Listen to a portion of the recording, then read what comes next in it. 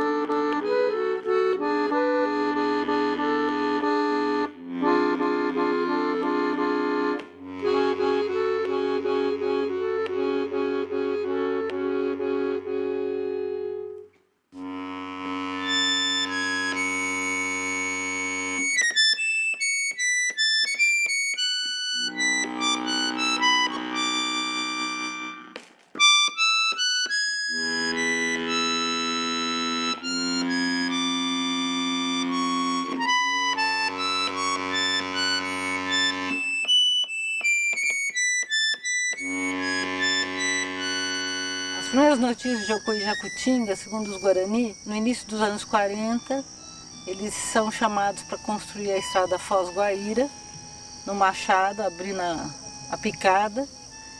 E nessa época, quando a estrada chega perto do Jacutinga, os militares então falaram: aqui é de vocês, aqui ninguém vai mexer com vocês, nós consideramos que aqui é de vocês. Essa aldeia ficava um pouquinho mais afastada do que as outras aldeias que estavam mais perto do centro de Foz do Iguaçu, como a Aldeia Guarani, São João Velho, Colônia Guarani.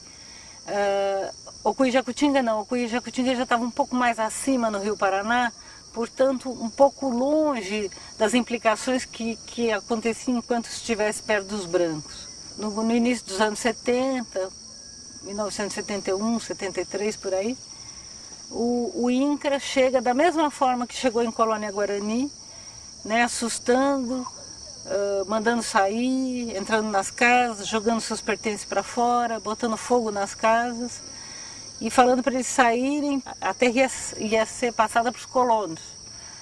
E esses colonos também são colonos saídos do Parque Nacional do Iguaçu. Então os colonos ocupam a maior parte leste da terra indígena e os guaranis são empurrados para as barrancas do Rio Paraná.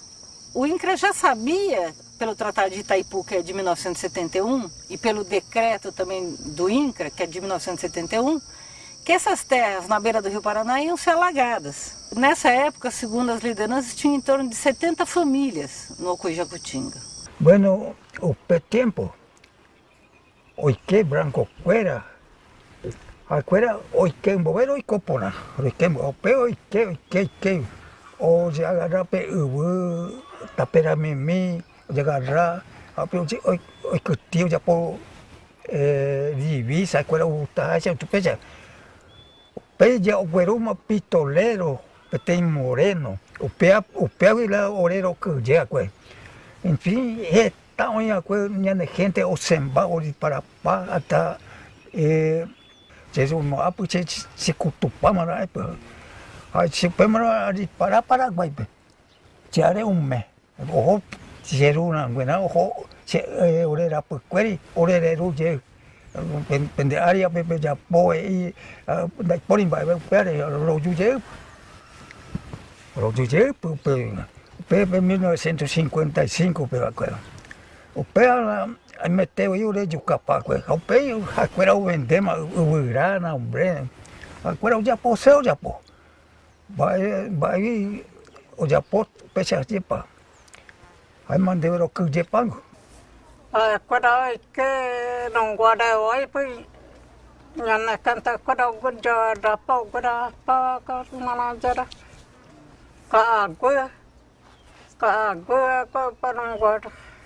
O papapu é finado campai, unha coia, ela unha papaka sikia. Já puxa mantu a pano já Daniel nare coma año e pouco gure coa. Pei, e eu deve campai, papa benga coi, papa finado pei. Pehona cerui, pe jujei, cengo coa gui. Da mo ai mi otro pagura patai na mamburu karai kwerai centa mo ai cha jeru reji che una inde e ko ya yo me wa che de sai wa ia ko ni poko araka ko anaraka a peipu roho do asaro Paraguai pemana do año ba roiko de pundro ai pa denta roiko. Ora per pigua no pundro ayo pero juche ro ju no pu ko ape ma pero kamba i puja homa ai daka ko agya jandai pori vai mai ora ro ju no peno la já tinga já gadra. De 1.500 passa a ser em torno de 100 e poucos hectares. Das 70 famílias que haviam, né? Quando o INCRA entra e empurra eles para a Barranca do Paraná, ficam apenas 32. As outras fogem para o Paraguai, fogem para outros lugares. E 32 famílias resistem nesse local, reduzido do Ocuí-Jacutinga, em torno de 100 hectares. Aí novas pressões começam. Funcionários da Itaipu, segundo eles, entram e começam a ameaçá-los de que se não sair vai alagar, vão botar fogo e depois vão alagar, né?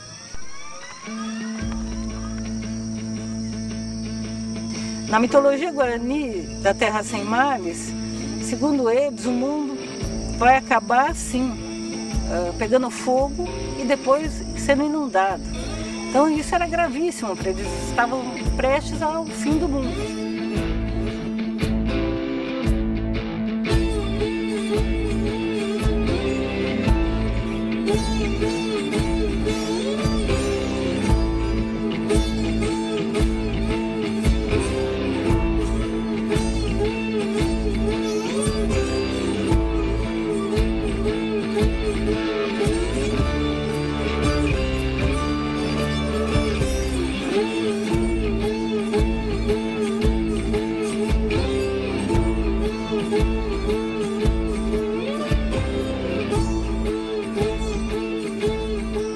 Muitas famílias começam a fugir também da região.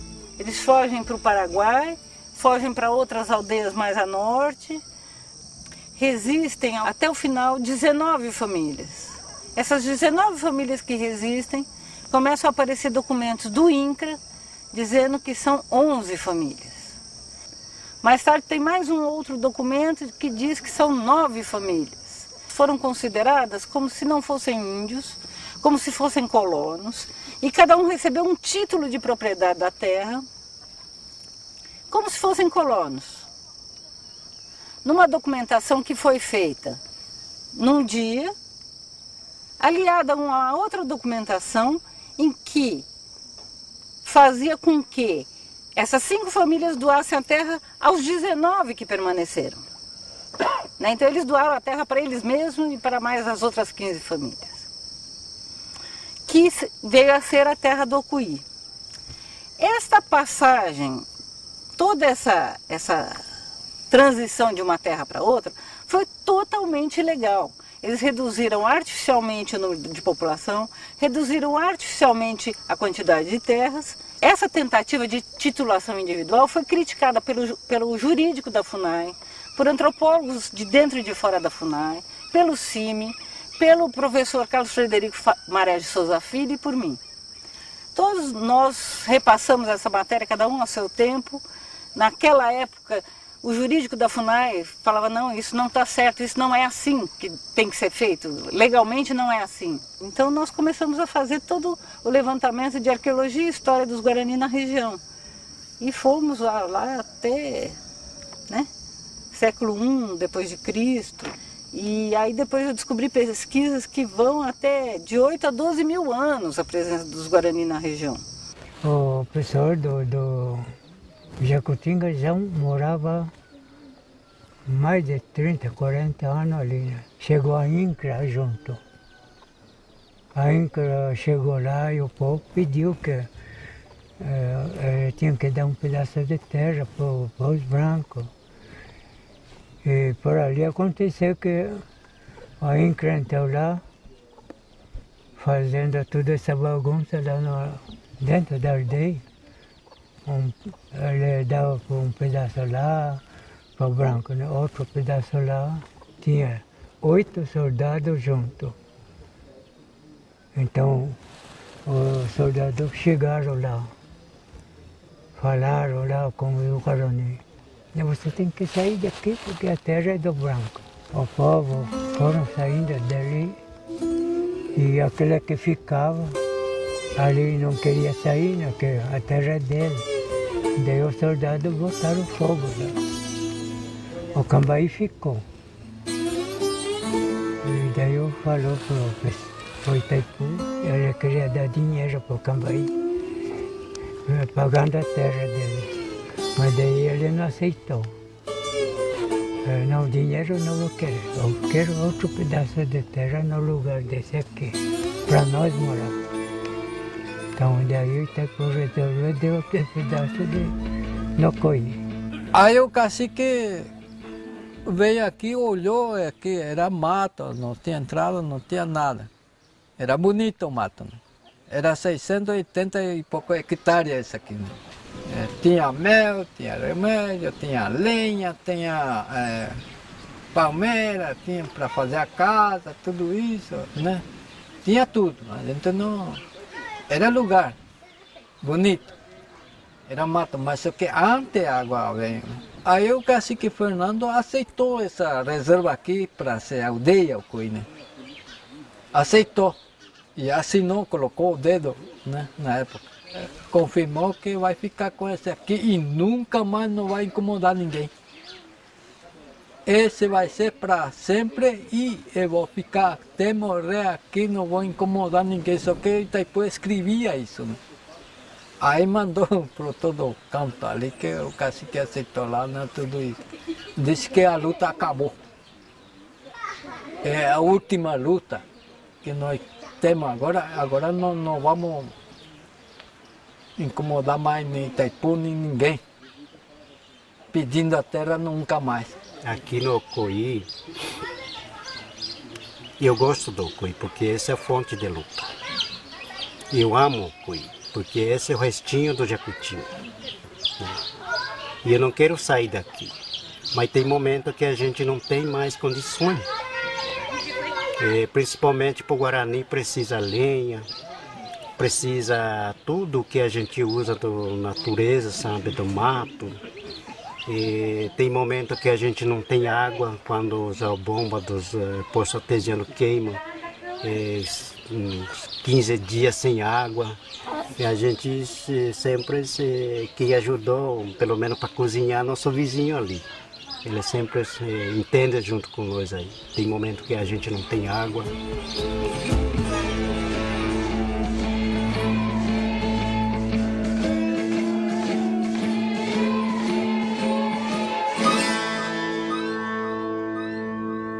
A entrada foi feita, mas sei que não foi bem na divisa. Às vezes foi desviado, ficava um pedaço fora da estrada. E hoje o colono está aproveitando. Porque aqui mesmo era mais ou menos 30 hectares estava fora da estrada. Fora da estrada. Mas só que aquele já está, o colono está usando tudo, já está plantando, não tem mais a terra nada.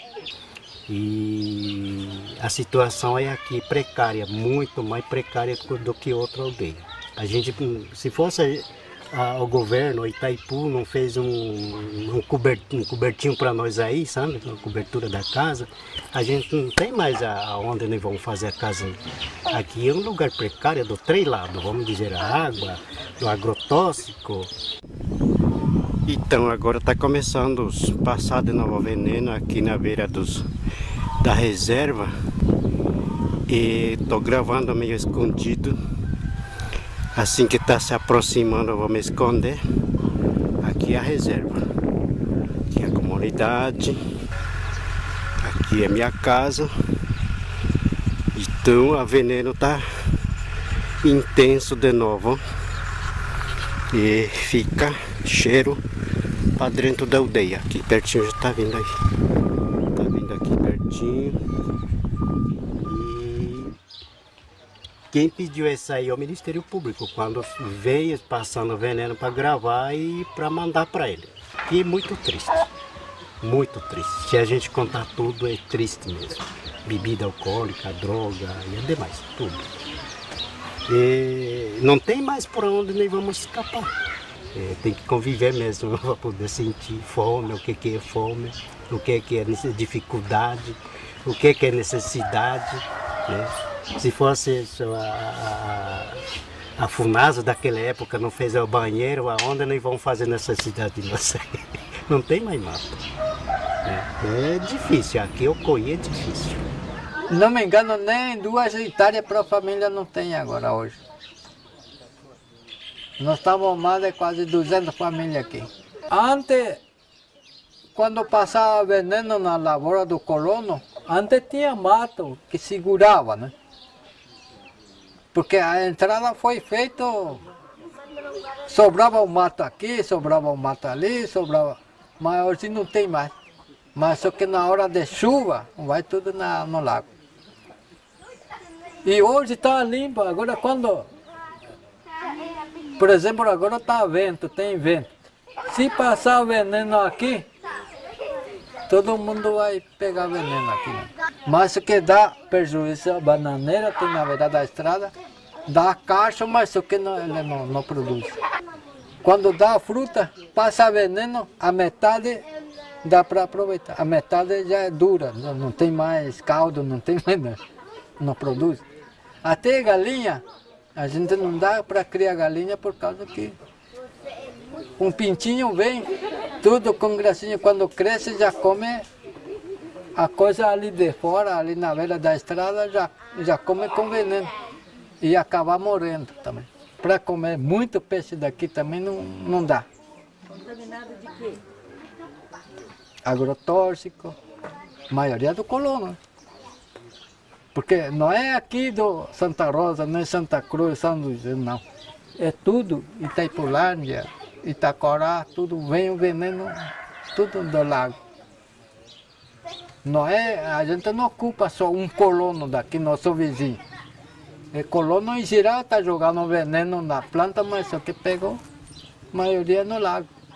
Se a gente terminar a mandioca, não temos que procurar outro vizinho para pedir a mandioca, né? E a gente colaborar tudo junto, porque a gente sabe que a situação nossa, né? Não tem lugar para plantar, né? Porque a alimentação agora é tudo diminuindo muito. Agora a gente não quer que nossa criança se entrega muito na alimentação do armazenamento, vamos dizer assim, de fora, né? Mas fazer o quê? Não temos que comprar arroz. E para comprar arroz, trabalhar como? Conseguir dinheiro como? A gente não produz dinheiro, né? O Joegui, Dorogrekoi, muito espaço. Ronhemi Tintuixami, Hawandia. Pouco eu sofri por causa colonoquera. Orejopu, cada ano, a cuera sempre, oi pea vejo, oregui. O pea orejá, por causa da marca, oinha, que é marca da FUNAI, marca do Itaipu, Munhaque. Sabe, antes eu averiguar, eu chamo põe, há muitas vezes a cuera ando de peta e o pea rupi, sabe, antes também o preocupação do Gurecode. Quape machau café mo põe ore marca ore winava que o Itaipu quero moia que quape Itaipu e a FUNAI de quape ape do topa aí mas mesmo que é uma quero moindo do de petai e com a batima e a quera mitin colono remitin meme que a Quera imbae, ko alau ma ore imbae. Mai ia memberi terei ma ia quera oike ore wipeje iando do petai. Ha ko apoi. Ma tante ama ko ono he. O guero wa cha amogo to o gue ia nyotu ama amogo to mas não conseguir guteri pea. Mitan quera sabe ante mi máquina veneno ombohasava ha quera. Sabe ante mitan quera o chaseo ho a indio mania. A quera roar essa planta emborrachada. O japo mainatre mita que onha interna que eu peguei por causa veneno chamando aí namba por tempo pe a gente de saúde pe que enfermeira quera que caminhar pe lotre mita que o mocon que tem semente tem soja na linguagem veneno de vegua.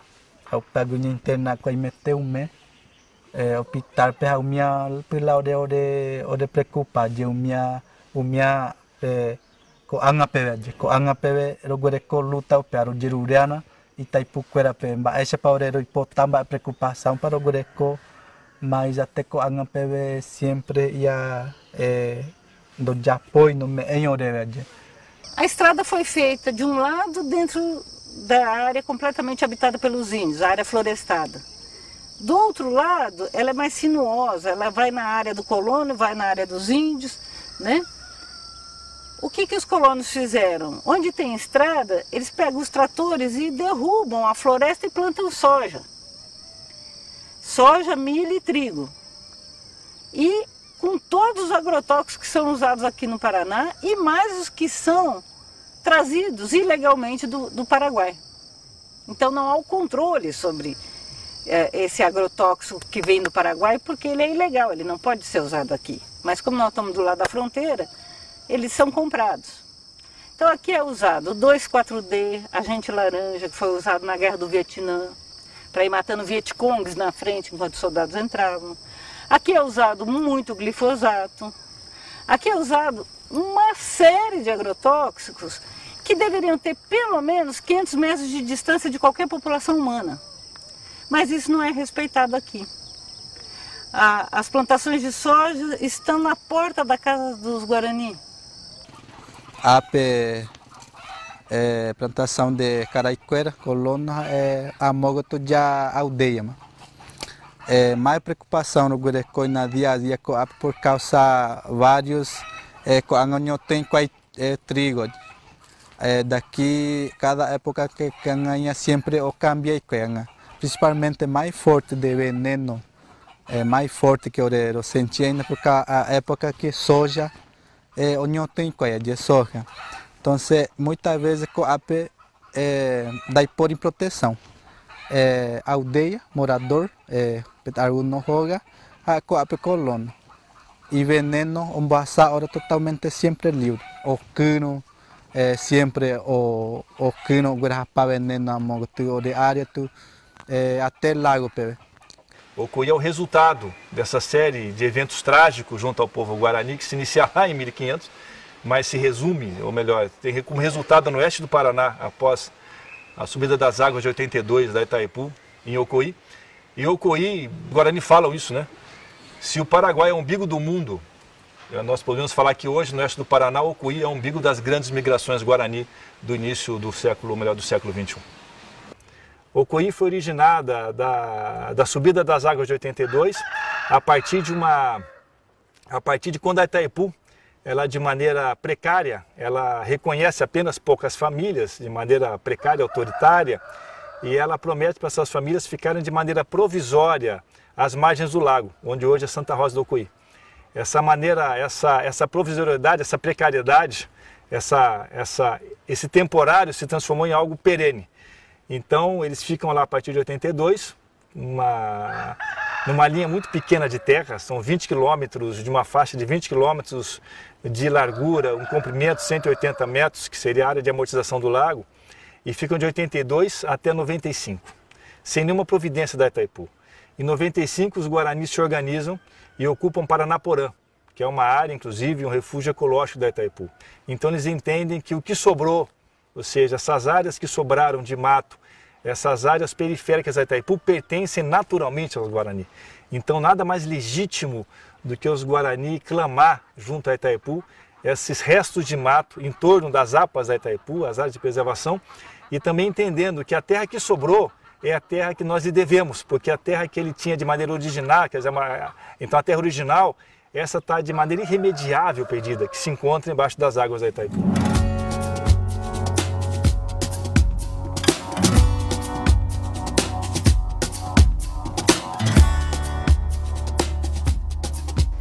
Baixa rupipa oreno sem a sem pegui oreno sem a sem pegui que o ingui tem micoteme rotopave uma tem oito chave ore família queira ore comunidade queira pe que toma essa o imponave ore parte de o que estou em ore família queira vei o guereco ve o comia uma rupi ore não sei o coigui 95 pero ho para Napona pe ocupa tem reserva biológica do Itaipu o tempo orero ho coigui 30 família o pese orero conseguia que Coacoteco pero Joama 97 pe Itaipu o Jogua oreve o Peronguare orero Ju 30 família Coacoteco rape a Coangaro em 75 famílias. Eu costumo falar que se a gente entender a família Alves, a gente entende as migrações, as mobilidades espaciais dos Guarani aqui dessa região do oeste do Paraná. Porque fazendo a cronologia, vamos pegar os três Alves. Quando as águas sobem da Itaipu em 82, os Guarani então são levados para Ocuí, de maneira temporária. Esse temporário demora 15 anos, E os Guarani ficam 15 anos esperando que isso se resolva em termos territoriais. A Itaipu promessas e promessas e não resolve. Até que em 95 um grupo coordenado e onde participa Joãozinho Alves, eles ocupam o refúgio de Bela Vista, que é um refúgio ecológico da Itaipu, entendendo que era necessário a Itaipu dar resposta assertiva, dar uma resposta não apenas na oratória, não apenas nas promessas, uma resposta no sentido de que a questão territorial tem que ser resolvida. Porque o Coí, que originalmente abrigava 5, 6 famílias, em 95 tinha 800 pessoas. Então era um local muito precário para os Guarani seguirem sendo Guarani e seguirem no seu Iraquaporã, no seu bom costume. Eles ocupam o refúgio de Bela Vista, ficam lá alguns meses, liderados também por João Alves. E após uma ampla negociação, eles retornam para o Alcoí com a promessa de Itaipu comprar uma área. E a Itaipu compra a área de Tecohá-Anheteté, que é a tradução de Tecohá-Anheteté, é uma tradução muito bonita, né? Palavra verdadeira, a palavra de Deus. Eles compram essa área, uma área de 1.700 hectares, em Diamante do Oeste. Não resolvia a questão territorial, mas amenizava. E a partir daí o João Alves, que tem essa luta vitoriosa pela sua comunidade, eles ocupam Tecohá-Anheteté a partir de 97, e desde então uma área regularizada a partir da Itaipu. Claro que não resolveu o problema, tanto que outras saídas se seguiram, mas foi uma grande vitória temporária do povo Guarani, e eles entenderam, a partir dessa saída capitaneada por João Alves, eles entenderam que eles só conseguiriam terra e só conseguiriam avançar em suas demandas junto à Itaipu, tensionando a Itaipu. Eles aprenderam o caminho das pedras, por isso que dessa primeira se seguiram outras. Eles entenderam que não bastava apenas pactuar promessas, não bastava apenas fazer tensões políticas, não bastava apenas ter fé e ter crença nas promessas da Itaipu. Eles tinham que fazer uma tensão política de forma materializada, concreta, nesse caso ocupando terras, em especial terras da própria Itaipu. Imediatamente nós passamos a criar um comitê gestor Avá Guarani. Portanto, pela primeira vez nós estamos trazendo para a gestão da questão indígena os indígenas. Porque tem uma premissa para a questão indígena: ou você compreende o jeito de ser indígena, ou você é o branco que leva o que o branco pensa, faz ou fez com todas as suas colonizações mentais. E aí é por isso que a gente acredita muito a esse processo de convivência com os próprios indígenas e ter um instrumento, uma ferramenta, um mecanismo permanente de relacionamento e de decisões. Isso foi muito importante. E aí nós continuamos, pois, nessa frente de mais área. E que demorou um pouco, mas felizmente ocorreu com Itamarã. E com esse aprendizado já, né? Então você tinha uma situação no Coí que estava ligado ao processo de alagamento. Você tinha já uma nova área adquirida por Itaipu. Então eu diria Tecohá-Anheteté e Itamarã já são desdobramentos de uma ação mais articulada e muito mais corresponsável. Que toda expressão cultural, toda subjetividade, ela é oriunda da materialidade, da concretude da vida. E com os Guarani não é diferente. Existe um artesanato único, típico, ímpar do oeste do Paraná, dos chamados bichinhos Guarani, que é um artesanato típico de todos os povos Guarani, no sentido de todos os estados brasileiros, na Argentina, Paraguai, mas no oeste do Paraná existe um artesanato que é único, que somente é feito aqui, a chamada Árvore da Vida, que é um artesanato que mostra uma árvore com vários bichos em cima, desde tatu, às vezes um tamanduá, coati, macaco, onça, vários bichinhos apinhados, um olhando para o outro, em cima de uma determinada árvore, muito longe do chão, né? Muito longe da base dessa árvore.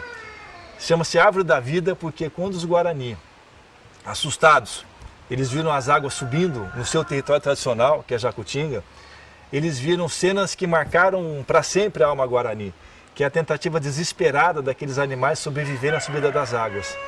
E muitos Guarani, inclusive, acharam que era o fim do mundo, que na mitologia Guarani o fim do mundo termina em dilúvio. E aquela imagem dos insetos, dos animais, de todos os seres vivos subindo de maneira desesperada para subir, para fugir da subida das águas, marcou de tal modo a alma Guarani que hoje nos presenteiam, se perpetua essa imagem a partir do seu artesanato. É um artesanato único, Nós não encontraremos em lugar nenhum do país, os 7 estados brasileiros que nós temos Guarani, não encontraremos esse artesanato. Ele é único da Itaipu. E o interessante é que nós vemos vários artesanatos feitos pela Itaipu que imitam a árvore da vida, que para mim é uma contradição imensa.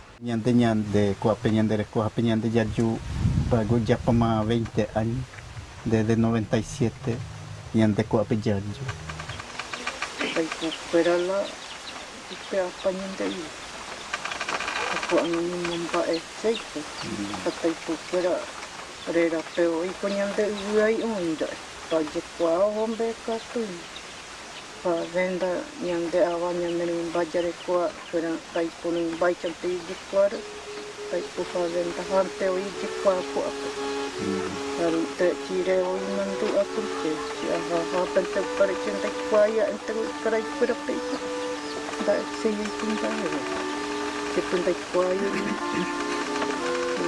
peori yang penderesa, kita itu keramba ente oi jikuara ya. Kuako região para de potong senyante vendai pori, nyante vendai pori pesa nyante rape joko anandai pori. Fronteira, nyante vendai pori, nyante transito livre, nyante jaguata, nyante recohape, ako angapo nyante jarekove livre. Lo juru akuera nyante mongora pa pesanya, akuera me tekoha nyante pepe nyante akuera ikomiawa, nyante upesa kara akuera nyante recopa ko angapi, ako anga ape. Nyante nyanyo mongeta parte do território, nyante tenondera pamba, nyante jarahata ina. Basi panyandera kuera renondera nya pensata. A parte da natureza, a parte de caagua, guira kuera mi quaia, animar kuera quaia, umia oi janto guira kovei mai, mamor pipo iko wanje peja. Mi bicho kuera mi menje pemo sufriko angarupi. Juru akuera pemangue Coreia. Pesando do topave, pesa uikomiawa, mismo nyante Guarani, da ya topave, mau panyante nyante recuana, mi nyante captura nyante ya topa.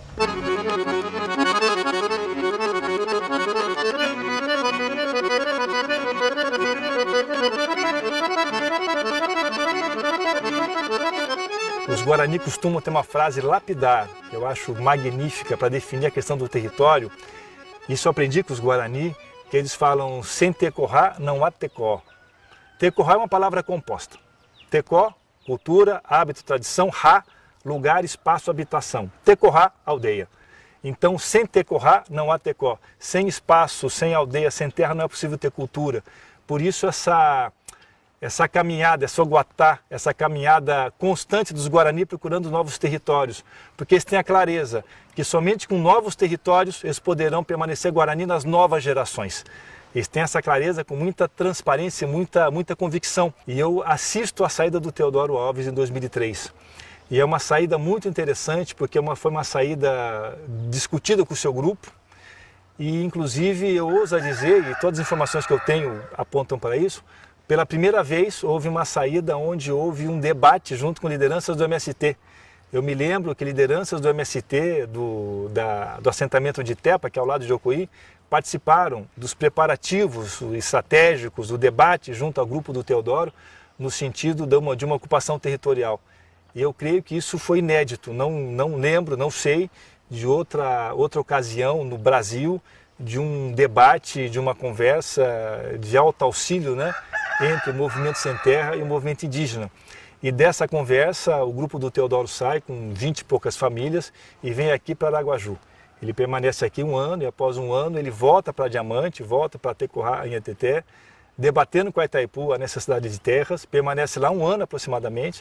A Itaipu não cumpre o combinado e eles ficam numa área do município de Diamante do Oeste, mais aproximadamente uns 10 meses, até que depois de muito reivindicar, de muito tensionar, de muito pressionar, a Itaipu finalmente ela cumpre a sua promessa e adquire a área de Tamarã, onde o grupo de Teodoro se encontra até os dias de hoje.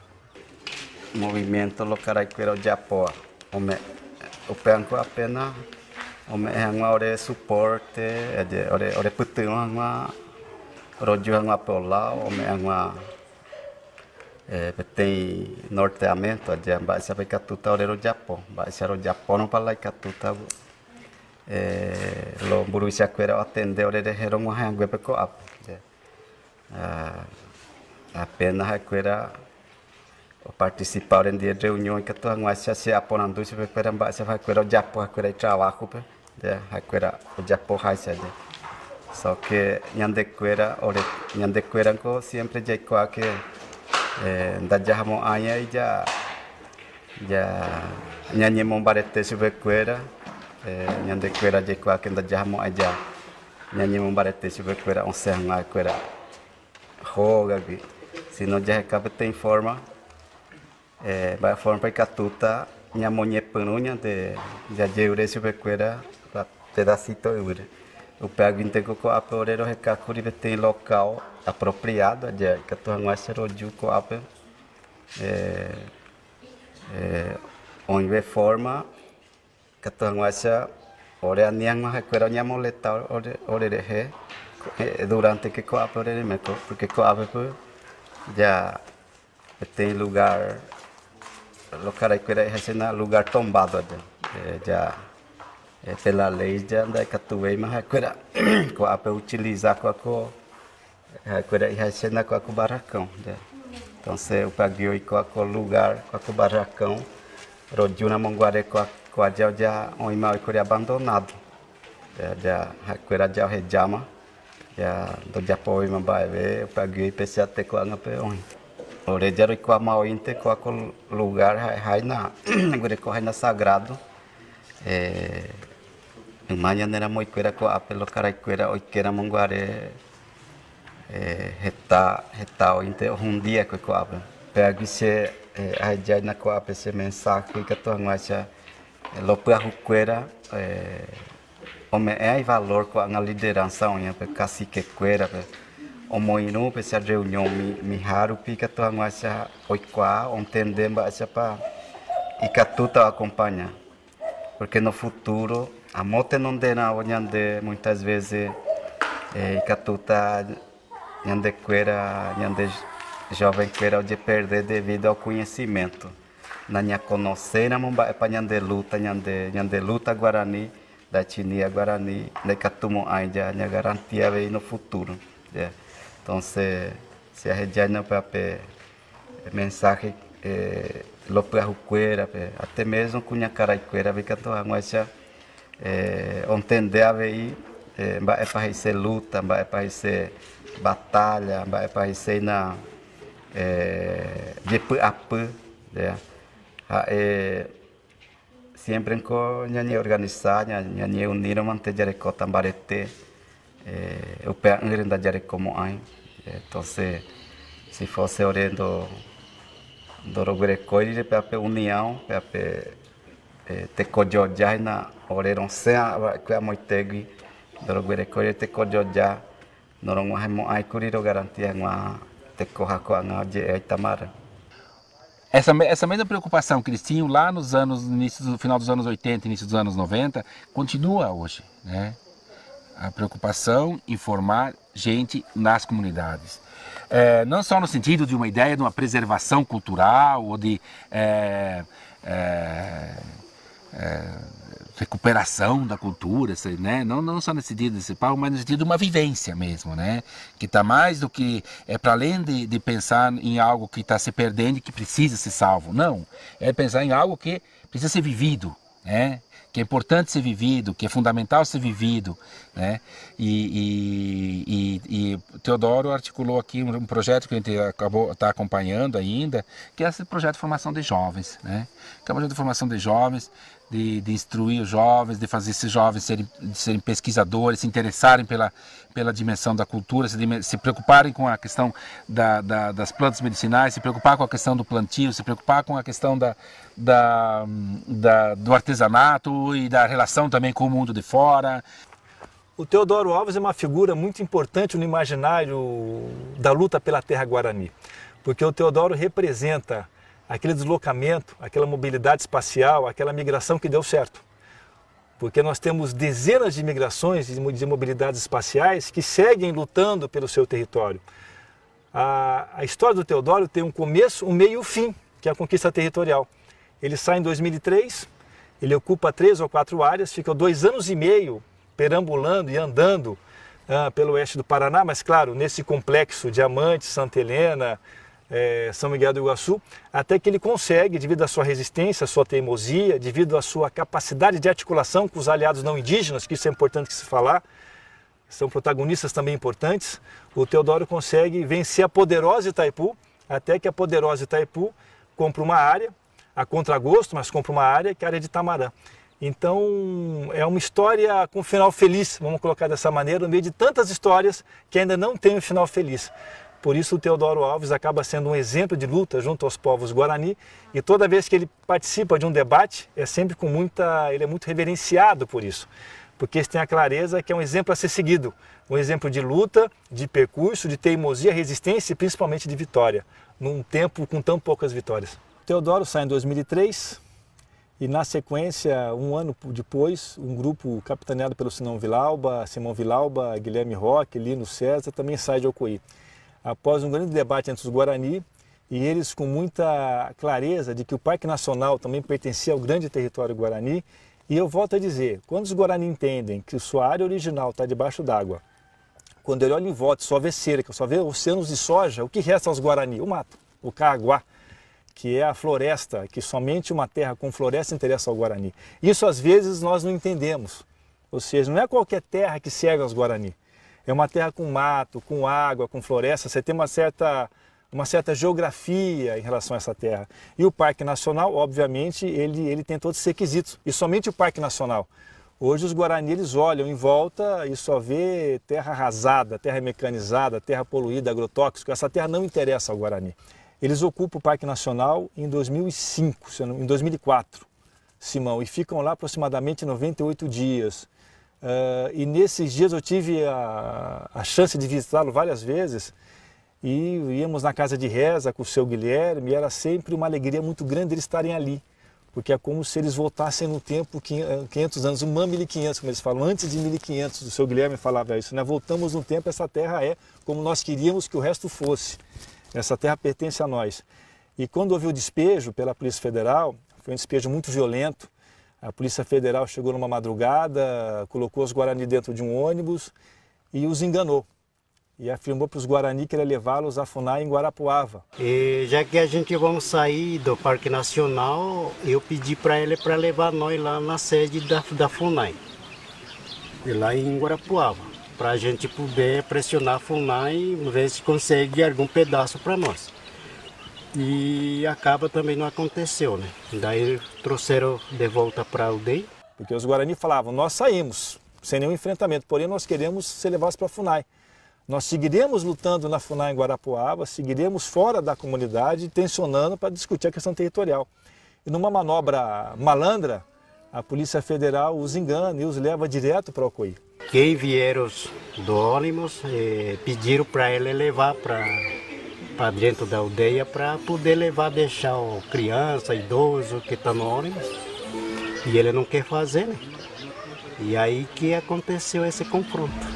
E eu estava vindo atrás, eu não vi como é que aconteceu, mas quando eu cheguei, já cheguei no meio da fumaça. Mas eu tenho que entrar porque eu sou liderança. Quando eles percebem que estão entrando em Ocoí, eles entram em luta corporal com os policiais. Quando eles vão descer de Ocoí, alguns Guarani já sabiam que a polícia vinha vindo, então houve um enfrentamento com muitas pessoas, né? Mas obviamente um enfrentamento desleal, a Polícia Federal com balas de borracha, com capacetes, com cacetetes, os Guarani com bolita, como eles falam, com estilingue, com arco e flecha. Quem começou? Vocês. Eu falei para ele. A Polícia Federal não tem nada a ver. E o índio também, a gente está procurando o nosso direito. Em nenhum momento não está lembrando do juiz que caneteou para acontecer isso, para acontecer matança ou tiroteio para lá e para cá. Quem fez é o juiz, né? E ele ficou quieto. E desse enfrentamento, a Polícia Federal acabou recuando e o ônibus ficou refém da comunidade. E durante 2 meses negociaram entregar o ônibus para a Polícia Federal com algumas garantias. Mas muitos saíram feridos. Simão, inclusive, levou 2 ou 3 tiros de borracha, vários saíram feridos, né? Inclusive um policial saiu ferido com uma flechada.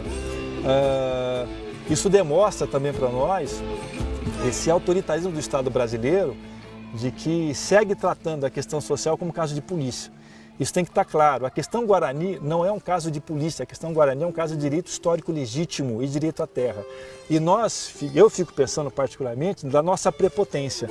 Quem somos nós para ter ocupado todo o Paraná, ter deixado 0,4% do território paranaense para os indígenas, falar, ó, o Parque Nacional não pode, que agora nós iremos preservá-lo. Nós quem cara pálida, sendo que nós devastamos todo o Paraná, os nossos oceanos de milho, de soja e de trigo, e agora nós entendemos que o Parque Nacional é uma reserva e os Guarani, que perderam todas as suas áreas, não podem entrar no parque porque nós entendemos que o parque é intocado.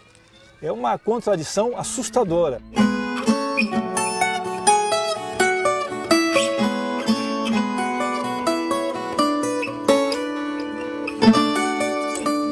Em 2008, sempre os guerreiros conseguiam Itaipu, o MEP tem promessa de jogar na Jeiba, tem fazenda para a comunidade do Joguai, para o Rembotar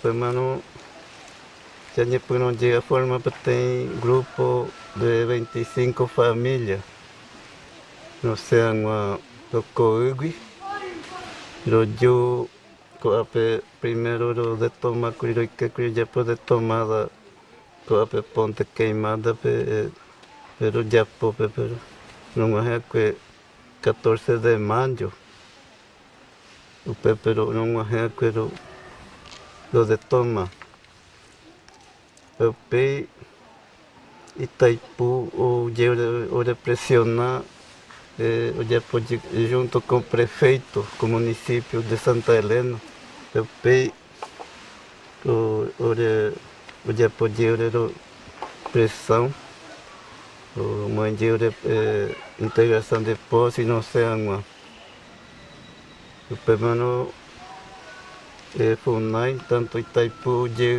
e no oceano com proposta que botaram cena de Itamarama 2 meses de prazo para resolver. Pero o Penanguara já reclama que a tem estado como já tem trabalho e a par com a PU, com 45 arqueiros e antes não sei Itamarama. Essa proposta a proposta melhor eu pei essa 2, 3 meses, essa daí eu acho que o Itaipu é Saraima, já aqueceu de nós, dia 14 de novembro, apenas um dia muita base, tem base náutica, e para um dia reserva Itaipu, pero e que? O pego Itaipu já podia pressão no oceano, que panda aí para Itaipu foi reserva Itaipu. Daí era para Diego Coupe, botaram para Diego Pepe, prazo de 15 dias para resolver de novo, para comprar outra terra. Em 2005, um grupo de 13, 14 famílias, capitaneado por Pedro Alves, irmão de João Alves, irmão de Teodoro Alves, sai de Ocuí e ocupa onde hoje é a base náutica de Santa Helena. Inicialmente ocupam a base náutica às margens do Rio Paraná. Após uma negociação com alguns proprietários e funcionários da prefeitura, eles recuam cerca de 800 metros e passam a ocupar a área do Iapar, uma área pública. E é uma coisa interessante dessas estratégias Guarani, porque eles vêm ocupando áreas públicas, que é uma estratégia muito inteligente para evitar o enfrentamento com o grande capital agrário aqui no Paraná. Obviamente, ocupando áreas públicas, você consegue um fôlego maior para negociação, você consegue um fôlego maior para conseguir, por exemplo, evitar um despejo violento. Então os Guarani vêm fazendo uma estratégia muito inteligente aqui no oeste do Paraná. Ocuparam base náutica e, na sequência, recuaram um pouquinho e ocuparam onde hoje são as áreas do Iapar. E permanecem lá até os dias de hoje. O Pedro Alves fica lá durante uns 8 ou 9 anos, depois ele vai para Guaíra, mas independente da permanência dele, o grupo dele permanece. E desse grupo de Santa Helena saiu uma outra migração que foram para a base náutica de Itaipulândia, onde posteriormente foram recebidos, também recebeu o grupo do Natalino.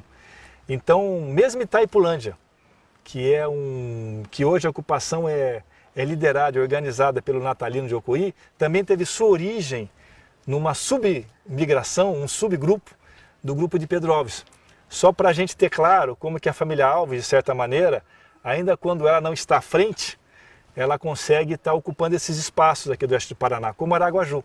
Araguaju, o Teodoro vem para cá em 2003, fica até 2004 e sai. Porém, em 2005 vem outro grupo, o grupo do Siriaco, do Marciliano, do Fernandes, que vem para cá, uma porteira já aberta pelo Teodoro e hoje é uma aldeia em vez de ser regularizada. Ou seja, mesmo quando a família Alves, a partir dos seus deslocamentos, eles não permanecem, eles abrem porteiras que permanecem, que essa mobilidade guarani se instale, ou seja, acaba sendo, mesmo não estando mais presentes, acabam sendo fundamental para essa nova geografia guarani no oeste do Paraná. Hoje, no oeste do Paraná, nós temos 21 ocupações indígenas, 21, especialmente em Guaíra, Terra Roxa, Santa Helena e Itaipulândia. Ou seja, essa porteira foi aberta inicialmente pelas migrações de João Alves, Teodoro Alves e Pedro Alves. Por isso eu sigo afirmando que essa atual geografia guarani, essa atual ocupação guarani de maneira mais hegemônica, mais contundente no oeste do Paraná, se inicia com a ocupação da família Alves.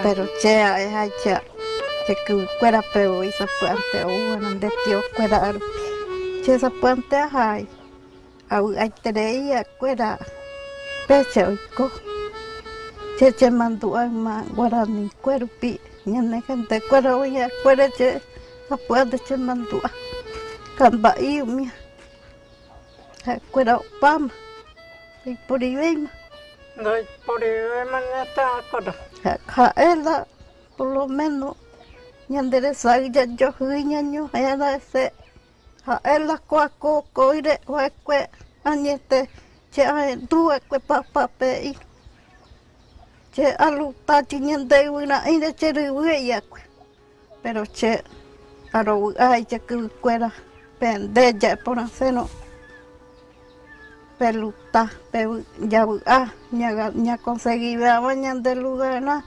porque tango mi taoi ko teve sapante kuanga minya jaje chawaire inya nyemita wa ta je kwai mo pa ja joto wa pa ja ponasen au farta veña de je minya na nye kwai chenda na he anda da che estudio chemba cha crivita ai kwaron je pela cosa y sapanta mombe uana añete che sagaño he che tio kamba ire che manduan mamburia yo ko nye diraka pecha sapante ore pecha ore daba no ne barete ore wa historia no mombe wa che plante ya debe tobe nyanderu ai toma endere he chenda ai de iwayamba tobe que tu eres hay en 10 cueras de tío cuera de tranquilo me conseguí ver a bañar del lugar na imba pango y pona hoy se planta ya jerure y peme se ia tem uma historieta que eu gosto muito de um jesuíta estudioso sobre os Guaranis chamado Bartolomé Meliá. Ele conta a seguinte história que eu acho exemplar para a gente entender a questão desde o marco temporal até a questão do vazio demográfico. O Bartolomé Meliá fala que nós temos que entender a perspectiva indígena dessa maneira. Imaginemos uma noite chuvosa. Nessa noite chuvosa alguém bate a nossa porta pedindo abrigo, uma família. Nós abrigamos essa família. Nós acolhemos com alguma generosidade. Essa família inicialmente fica na sala de estar. E vai ficando. E vai trazendo parente. num dado momento, essa família já é tão grande que ocupa a sala de estar e a sala dos nossos filhos, o quarto dos nossos filhos. E vai trazendo parente. E nós, incomodados, ficamos na cozinha. Se passam anos, chega mais parente. Essa família está nos 2 quartos dos filhos, na nossa suíte e na nossa sala de estar. E nós cada vez mais apertados na cozinha. Se passam muitos anos, nós perdemos a cozinha. Aí nós nos refugiamos no fundo do quintal. Se passam muitos anos, até que um dia, na 5ª, 6ª geração dessa família, eles se aventuram no quintal e nos encontram. E essa criança fala assim: pai, pai, pai, tem um povo estranho aqui, de onde eles vieram? Eles são os índios Guarani. Esse é o vazio demográfico. Ou seja, de onde eles vieram? Teodoro Alves, que tem uma frase muito interessante, quando perguntam para os Guarani ou para ele: de onde vocês vieram? Nós sabemos. E nós nunca perguntamos para vocês de onde vocês vieram. Essa pergunta reflete a família que nos acolheu há 500 anos atrás. Então nós não temos direito de perguntar de onde eles vieram. A questão é de onde nós viemos. Aqui apenas são as reservas indígenas no Brasil, né? Onde tem uma reserva indígena, tem uma riqueza embaixo dela. Temos que mudar isso daí. Se eu chegar lá, no que depender de mim, todo cidadão vai ter uma arma de fogo dentro de casa. Não vai ter 1 centímetro demarcado para a reserva indígena ou para a quilombola. Com parcerias, nós vamos resgatar esse Brasil.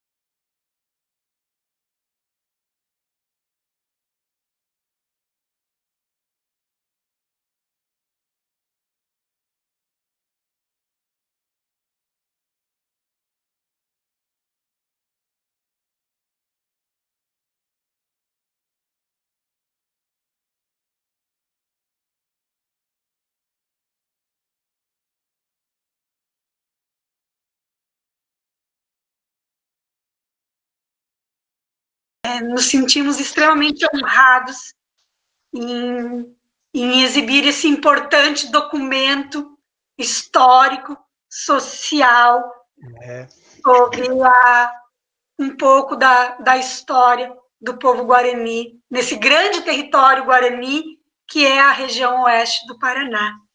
Queria primeiro lhe agradecer por tua participação nesse bate-papo, né?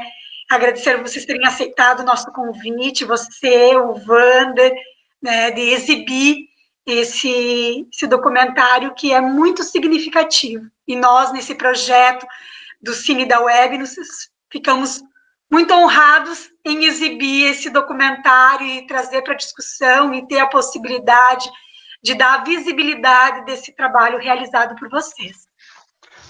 Ok, ficamos à vontade aqui para falar alguma coisa que precisarem aí.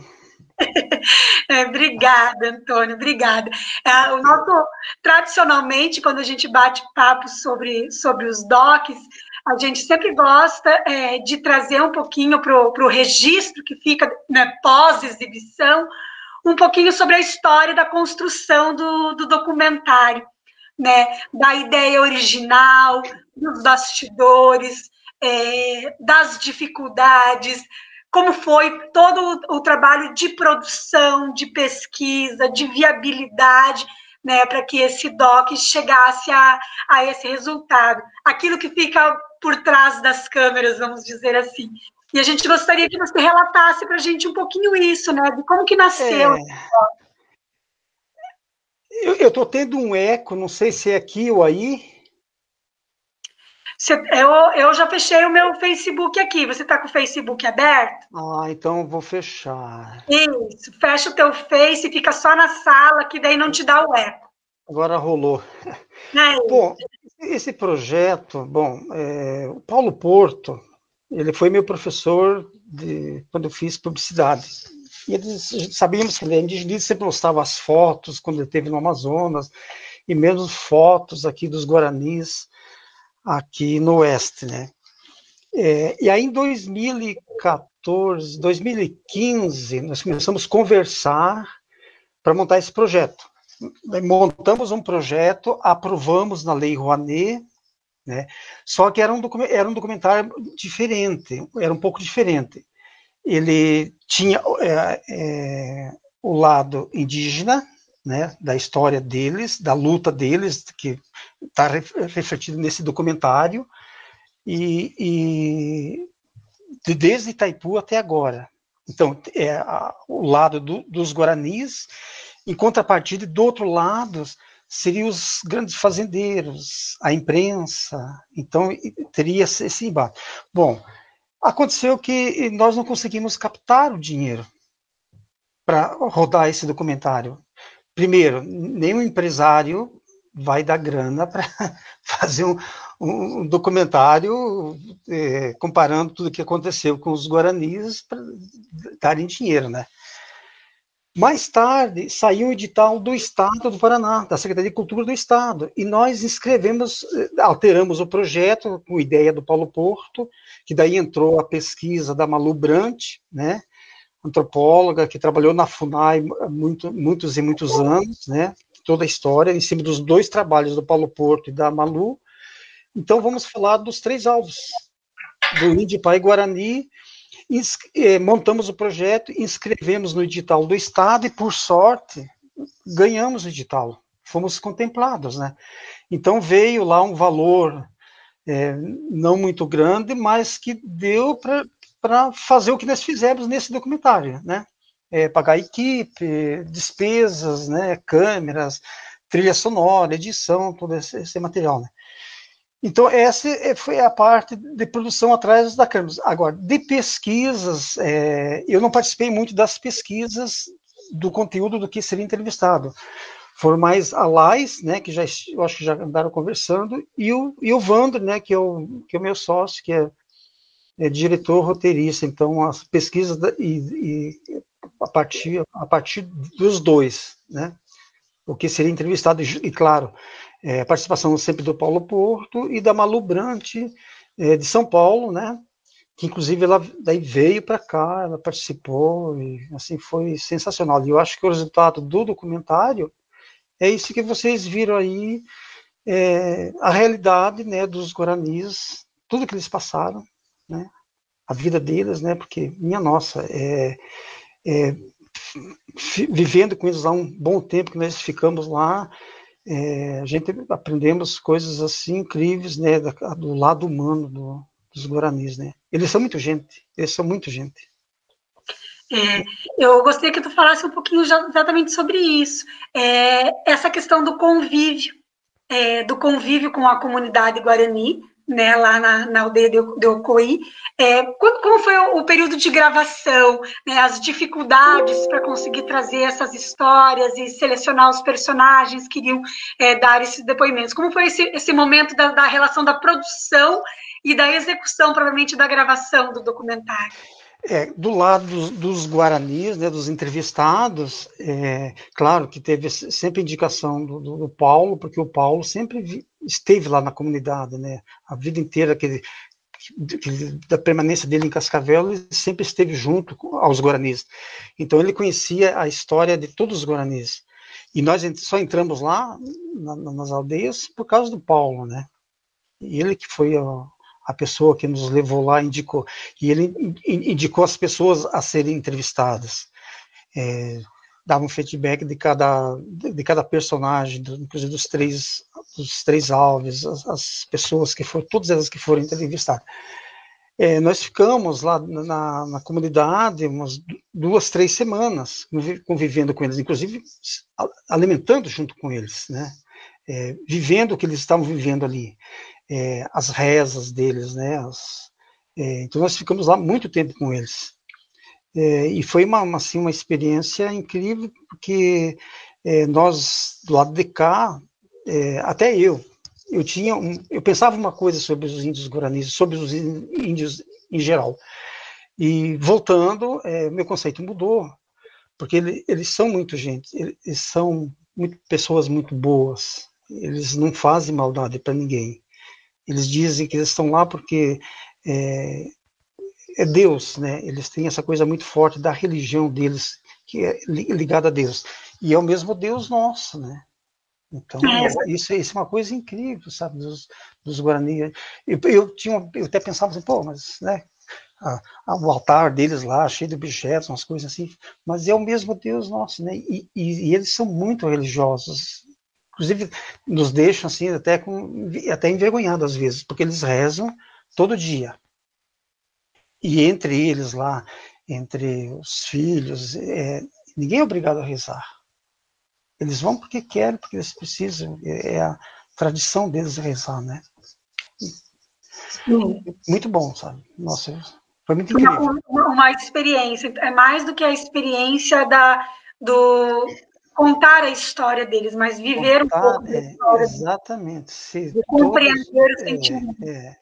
E essa coisa assim, se todos nós conhecêssemos um pouco mais essa coisa, a intimidade deles, assim, como eles vivem entre eles, nós não vimos todo esse tempo, é incrível, todo esse tempo que nós estivemos lá, nós não vimos muita criança, né? As famílias deles são muita gente, assim. Nunca vimos alguém puxar, como é que é? Ralhar com alguém batendo, brigando entre eles, as crianças. Isso não existe entre eles. Eles vivem numa harmonia assim incrível, sabe? Isso aí é uma pena, né, que com o tempo nós brancos, né, desde o tempo do espelho, né, estamos assim, sei lá, continuamos contaminando eles, né? Interferindo no modo de vida deles. Eu vejo assim, que tem uma frase muito emblemática que até mesmo o Paulo cita, né, no depoimento dele, que tem a ver com o próprio significado da essência do povo guarani, que quando eles reproduzem a frase, né, que eles dizem sem tecoar, não há tecô. Exatamente. Como a identidade do povo guarani está estreitamente ligado com a questão da terra, do território. E quando a gente termina de assistir o doc, eu me senti como se fosse um soco no estômago. Exatamente. Nós nos sentimos nós somos os invasores. Porque, na verdade, assim, não é. Não vê como um documentário que está criticando a Itaipu, que está julgando, né? Mas é o que realmente aconteceu com eles, né? Eles estão, assim, à beira, imagina onde eles estão vivendo, aquela reserva, aquela preservação, que era para ser uma preservação, eles estão morando ali e acuado pelas lavouras, pelos venenos, como eles falam, né? Toda essa coisa muito maluca, sabe? Então, e essa coisa agora que saiu, né? No ano passado, na última instância lá, que deram questão ganha aos índios. E agora, o que vão fazer? Porque não tem mais mato, não tem mais terra. Não tem terra. Eles vão para onde? Eles vão ficar lá sempre? Uma coisa assim, né? Eu acho que a mensagem que se traduz no documentário, assim, a gente tem aqui alguns comentários, né, de algumas pessoas que assistiram o doc junto com a gente, de um sentimento de injustiça. A Cate coloca aqui, né, Guarani resistem, né, e resistem após diversas diásporas, né, resistem após o extermínio, né, ao genocídio, né, do povo Guarani, após a própria tomada, né, do seu território. A Lila Formigueri coloca aqui, revendo as injustiças feitas com os verdadeiros donos da terra. A Maria de Fátima Carvalho coloca aqui, quanta guerra, injustiça, derramamento de sangue, mortes, temos que honrar esses povos para que os espaços retirados deles não fiquem com energias negativas. A Salete Trindade, saber quem eram os donos da terra. O que eu gostaria de perguntar para ti é justamente nesse sentido, assim, de que quando vocês terminaram a realização desse doc, né, eu também sou jornalista, também já trabalhei, né, com a realização de alguns documentários, e a sensação que eu tenho enquanto jornalista, quando a gente finaliza um trabalho como esse, é de que você tem a oportunidade de oferecer à sociedade um documento para uma compreensão mais profunda sobre uma determinada realidade. Que quando você entra, você tem a possibilidade de imergir, né, nessa realidade, você começa a problematizar e compreender um pouquinho por que a violência, por que o conflito, por que o conflito social, o porquê das doenças, né, enfim, o porquê de todo o estigma, né, colocado sobre esse povo. E a minha pergunta para ti é justamente nesse sentido, né? Se o DOC, ele também tinha um pouco essa intenção, a gente sabe que o DOC tem uma linguagem muito autoral, né? Um posicionamento político muito marcado, né? Dos produtores, dos roteiristas, nesse sentido de produzir um argumento político sobre uma determinada realidade, né? Vocês tinham essa intenção? Como vocês percebiam que isso poderia ser colocado até mesmo para o futuro? Vocês produziram em 2018, 2019, né? Nós estamos em 2021. Eu fui orientadora de um documentário sobre a questão do suicídio de jovens Guarani nas aldeias de Guaíra em 2017, 2018, e a realidade pouco mudou, na verdade a realidade se agravou, e se agrava a cada ano. Como vocês compreendem essa questão do poder do documentário para a sociedade? Então, na verdade, eles são altamente injustiçados, né? Sempre foram os índios, né? Eu acho que a gente não pensava que o documentário ia fazer, eu não sei o que o Wander pensava na cabeça dele, que ele ficar dessa maneira. Eu acho, sim, que esse documentário ainda vai dar muito o que falar, sabe? Acredito muito, né?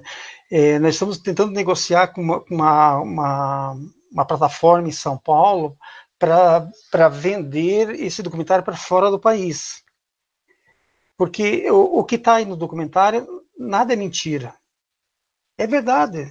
Né? Quantas décadas que esses índios estão para cá e para lá, vão para um lugar, vão para outro. E nós esperamos assim que tenha uma consciência mais das autoridades, das pessoas que vivem em volta desses guaranis, não só aqui, né, mas no Brasil inteiro, né? Quantos índios estão por aí jogados às traças? O que está acontecendo lá no Amazonas, lá para cima agora, isso aí, isso não existe. Como é que podem os caras fazendo uma coisa dessa com os guaranis? Para tirar o ouro deles lá, tirar a madeira deles lá, isso é uma coisa insana, né? Então eu acho sim que esse documentário ainda vai dar muito o que falar. Eu acho ainda que, não digo que alguém vai vir atrás da produtora de nós aqui, da prensa em nós aí, sobre o documentário, mas é a realidade do que os guaranis falaram. A Itaipu não quis se manifestar, né? Então fizeram nós até, inclusive, de bobos lá, porque estava agendado com alguém importante da Itaipu, uma entrevista lá em Itaipu. Nós saímos de Cascavel, fomos em Itaipu, chegamos lá, eles deram para trás. Aí no dia seguinte eles falaram, mas então nós vai ter alguém nosso na MOP, em Cascavel. Armamos todo o circo, né, que é todo o equipamento, que é parafernália, né? Aí o senhor, não dá para dizer o nome, né, mas daí ele assinou autorização de imagens, né, para dar entrevista. Começamos as entrevistas, daí eu acho que a Lais, que fazia as entrevistas, eu acho que deu uma aguçada em algumas questões, né, eu acho que meio se incomodou. Ele levantou, pegou o documento que tinha assinado, a autorização de imagem, rasgou, virou as costas e foi embora. Então, teria que ter, assim, alguém da Itaipu falando, olha, não foi bem assim, nós tentamos fazer isso. É um contraponto, mas eles não aceitaram, né? Então eles não deram muita bola. Então, nesse sentido, o documentário é o que está aí, e esperamos, assim, que vá servir de alguma coisa, assim, para conscientização até dos próprios políticos, de quem está no poder, e mesmo para a escola, para as escolas, né, que os alunos realmente, porque inclusive muitas coisas que estão no documentário eu não sabia que tinha acontecido com os guaranis, muitas. Então imagine se um documentário desse se espalha por toda uma comunidade, né, para saber que realmente o que realmente aconteceu com os índios. E isso prova agora, quando o Supremo Tribunal deu causa ganha aos guaranis. Isso prova. Então, prova tudo que está no documentário. E prova o que aconteceu com os índios guaranis. Os índios, vou deixar eles do lado aí, não dá nada. Então, e são humanos, são pessoas, são brasileiros. Mais que isso, né? Povos originários, né? São povos originários, sabe? Povos originários, e o documentário ele tem essa força de ser uma contranarrativa, né? De uma história oficial. Né? Histórias como essa, né? E os depoimentos são depoimentos que e nos emocionam ainda mais com a trilha do Trisca, maravilhosa. A sensibilidade do Trisca maravilhosa, é algo assim que me chamou muito a atenção, né? Sim. O Trisca, inclusive, ele nos acompanhou nas aldeias. Ele ficou um tempo aí em Santa Helena, em Diamante, ele foi em várias aldeias, não foi em todas, porque, né, ele ficou assim, uns 4, 5 dias pesquisando, conversando com os índios, né? Daí ele fez a trilha. Tanto é que eu não sei qual das músicas da trilha do filme que participou de um festival, ele ficou entre a quinta, né? A trilha é muito boa, inclusive o Trisca. Ele também retrata, a trilha fala por si só sobre esse drama que os índios guaranis viveram, né? Vai na veia, como diz, né? A trilha ela acentua esse tom dramático dos documentos. Ela dá essa emoção, né, ainda maior, né, quando você escuta, né, os depoimentos. E o que eu estava colocando antes é que como é importante essa construção dessa contranarrativa, né, em relação à história oficial da colonização, né, do nosso estado. E o documentário ele faz a gente refletir também sobre a própria violência do Estado, né, legitimada pela força do Estado, que foi a questão da construção da usina de Itaipu na época da ditadura militar. né, que é muito importante que se faça essa menção contextual. Por isso que eu acho que eles não davam muito bola para os guaranis, né? Porque já tinha essa mentalidade dos militares que achavam que índio é índio, né? Então, isso é muito triste, né? Porque, imagina. E o Doc, ele consegue trazer esse lado mais oculto da história. Aquilo que não é contado nos livros, né? Exatamente. Não está nos livros, Não é contado nos livros. O Doc tem essa qualidade, assim, a gente fica muito feliz. Eu acredito que esse documentário, e agora também, né, vai estar também disponível, né, no canal do YouTube da Secretaria da Cultura, né, para que mais pessoas também possam assistir e que a gente possa divulgar e que chegue às escolas, às salas de aula, para um debate maduro, né, para um debate vamos dizer assim, consciente, responsável, sobre quais os destinos que nós queremos para o nosso território, no sentido de justiça social também. A ideia nossa, antes da pandemia, né, daí isso zerou tudo, era mostrar o documentário lá nas aldeias e levar em todos os municípios, né, esse documentário. Mas daí, como veio essa pandemia que atrapalhou tudo, né? E aí também ficamos sem dinheiro para essas possibilidades de lançar em plataformas, porque precisa de dinheiro, né? Mas eu acho ainda que ele vai andar muito, esse documentário, sabe? Ele vai andar por si só, né? Porque conta uma história, sabe? Acreditamos nisso. Com certeza. Nós, da Secretaria da Cultura, queremos também ser uma ferramenta para a gente poder debater esses temas sociais com profundidade, com informações, né? E importante dar voz, né, a esse povo que é tão silenciado, né? Se constrói narrativas sobre os Guarani, mas muitas vezes as suas vozes não são escutadas. Eu não dou muito bola para eles, né? Porque, na verdade, assim, o que os grandes pensam? O Guarani, o índio, eles não pagam imposto, eles não produzem. Putz, isso é grave, né? Eles pensam isso. Eu já vi muito isso, sabe? Mas o índio não trabalha, ele não paga imposto. Para que vamos ajudar os índios? Para que não sei o quê? Isso eu já ouvi. É estranho, né? É estranho, né? Porque eles são os primeiros que estiveram aqui, né? Nós que invadimos o espaço deles, nós brancos, né? E ainda somos todos orgulhosos porque, né, trazemos o progresso e queremos ensiná-los, né? Eles sabem tudo da natureza, eles sabem tudo da vida, eles sabem tudo de Deus, né? O que nós vamos ensinar para eles? Né? Passar veneno nas lavouras? Né? E o depoimento deles nos ensina mais uma vez. E o depoimento e a luta, né? Sim. A luta por... eles nunca desistiram. Impressionante, né? Eles nunca desistiram. Eles iam para o lugar, de repente chegava a polícia, né? Polícia Federal, que aconteceu, né? Enganaram eles, né? Eles falam, né? Enganaram, aliás, quantas vezes, né? Até com documento, com o dedo lá, com a digital, né?